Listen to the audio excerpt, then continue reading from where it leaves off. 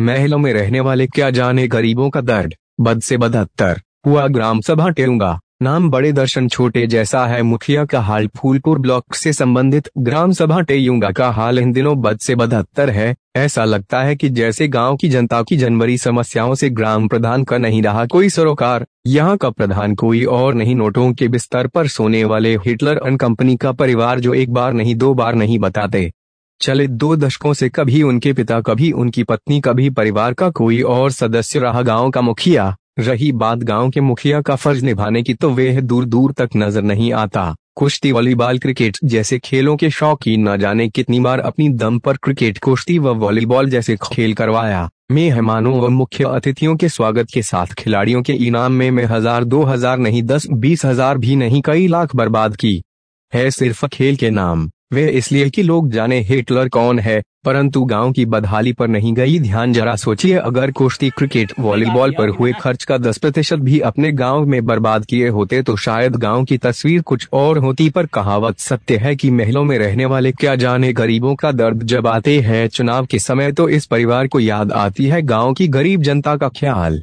हर मुसीबत में साथ देने की खाते हैं कस्में वादे। इतना ही नहीं, खाड़ी देश में मौजूद गांव के लोग जिन्हें वोट के लिए बुलाने का सारा खर्च भी वहन करते हैं, रहने खाने का भी पूरा इंतजाम। हिटलर एंड कंपनी को वोट के देने जितना दिन वे यहाँ रुकते उसका भी होता है भुगतान है। परंतु यह छूट सिर्फ वोट के लिए, वोट देने बाद तो फूटी कौड़ी भी नसीब नहीं होती इन वोटरों को। गांव में लगा पानी का जमावड़ा, जाम पड़े नाले, नापदान, खस्ता हाल रोड, चक रोड देख आप खुद समझ सकते हैं।